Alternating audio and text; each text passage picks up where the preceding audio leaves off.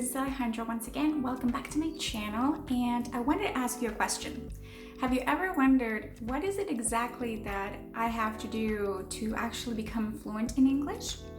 Well, today I'm going to talk about exactly that. I'm going to talk about exactly how I became fluent in English, and I'm also going to be sharing with you some activities that helped me to really improve my pronunciation and actually become more confident and fluent in who I was becoming in English. By the way, if you're new here, as I've said, my name is Alejandra, and I help Spanish-speaking professionals to take their English to the next level so that they can become successful, confident professionals in English.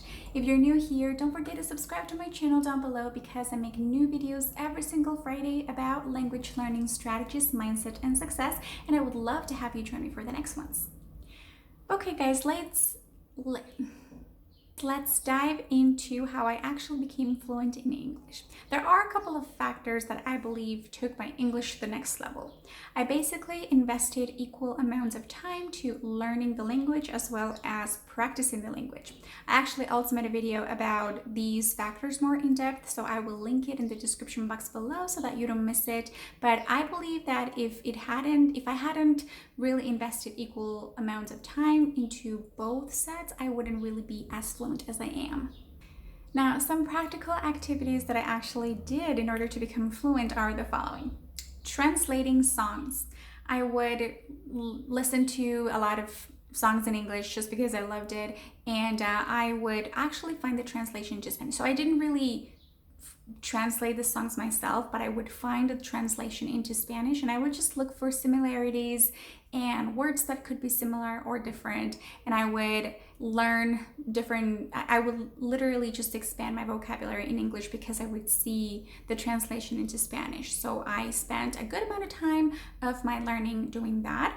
I also used to copy songs in English in my notebook, because that way I could just read them and also learn them by heart. And that's something that I really enjoyed doing, but not necessarily because it was pointless reading and stuff.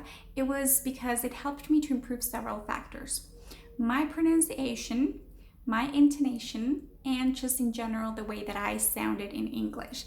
And for some reason I always felt really attracted to how I could potentially sound in a different language, particularly English. So this exercise just literally helped me so much to increase my vocabulary, to boost my pronunciation, to just in general become more comfortable and confident in speaking English and the voice that I was starting to develop in terms of English. Another activity that I did was watching movies or TV series in English. But here's the key. I wouldn't just watch TV series or TV movies or whatever. I would literally watch the same exact episode, and I would pause it in a specific moment or conversation that was going on, and I would try to repeat the words and sentences exactly the same way that the actors were saying them. This not only helped me to develop my pronunciation and my confidence in the way that I was talking in English, but it also helped me to understand better because it increased my listening comprehension and also just my general command and mastery of English. So don't just watch movies or TV series and that's it. Just make the effort to watch the same one for a long period of time, pause it, and repeat it. Listen and repeat, listen and repeat. Drilling exercises like these are just great to actually help you improve. Another activity that I did was taking extracurricular English classes. Now, of course, a lot of people do this, but these classes wouldn't really have done much for me if I hadn't had this: curiosity. I was incredibly curious about English, but not necessarily just about the language itself, but more about what I could potentially do through English. For example, I was curious about the life that I would see people live in the movies. So I was very curious about that, especially with American movies. I was also curious about my future. Would I ever leave Spain, and would I ever live in an English-speaking country? Now that hasn't been the case, but who knows? That was something that I really dreamt of. I was also curious about my potential future friendships. Would I ever speak to native speakers? So, like I said, you have to become really curious, but not necessarily about English or grammar. That is also good. In fact, for me, I am a linguist. I love grammar. I love just languages in general. And in particular, I love how, in this case, English sounds. But that wasn't enough for me. I needed to have something extra that would have a greater impact on my life. Let me give you another side of the story about me. When I was little, I was obsessed with the Spice Girls. I know, crazy. But I would come back from school and I would just listen to the "If You Wanna Be My Lover," "If You Wanna Be My Lover," all the time. I just loved it. And I remember thinking, when I grow up, I want to go to England so that I can meet the Spice Girls. It sounds super silly, but I was a dreamer. And in my mind, the English language seemed to have this mystery life for me that I wasn't aware of, and I was determined to find out. Now, of course, when I was little, I didn't really think English has a mystery life, but it was a drive for me. It was a driving force for me. There's something there that I need to find out for myself. And so I was driven by curiosity. It was that drive that led me to write songs in my notebook and learn them by heart.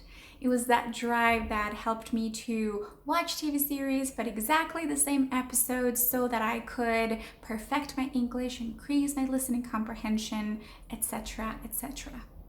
And so if I can say one thing, figure out how you can become curious about English, not necessarily English, but what English can do for you.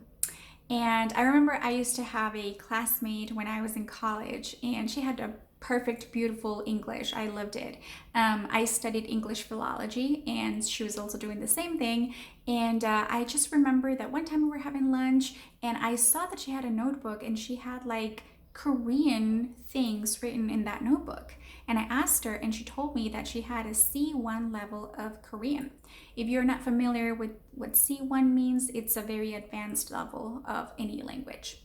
And so she had a C1 level of Korean, and I'm like, how? I would have never thought that you would have, not because of anything, it's just it surprised me. And months after that specific lunch, we were talking, and she told me that she was going to South Korea because she found a job there.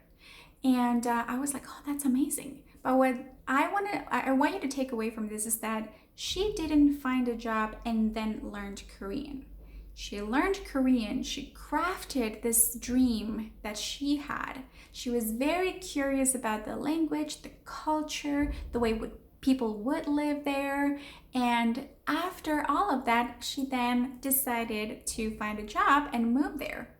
So, like I said, it is the dream, it is the potential motivation that is going to help you to actually get down to the things that you need to get down to in order to move forward in your English language learning and fluency. So, just like my classmate in college, that is exactly what helped me to become fluent in English. So let me ask you this. What are your dreams? What is it that you think English can help you to achieve? If you see English as a bridge that basically helps you to get to a specific dream and a specific motivation, I promise you, you will totally stay consistent with your English and perfecting your language learning skills, etc. It is incredibly powerful. Now, if you are a Spanish-speaking professional who needs English for work and you feel like you lose credibility when you speak English because of your accent, or you don't feel professional enough in English, once again because of your accent, or maybe you just feel like you are not able to express your well-crafted ideas in English confidently and fluently, then I have something for you. I'm going to be hosting a free training about how to upgrade your English pronunciation and become the successful professional that you so desire. The training will be here on YouTube, and it'll be live next week on Friday, the 26th at 10 a.m. Central European Time. I will leave all the details about the training here in the description box below so that you don't miss them. And also, if this is your first time, don't forget to subscribe to my channel down below because I make weekly videos, like I mentioned, about language learning strategies, mindset, and success. And also click that like button if you have enjoyed this video. I hope you have a fantastic week, and I will see you next time.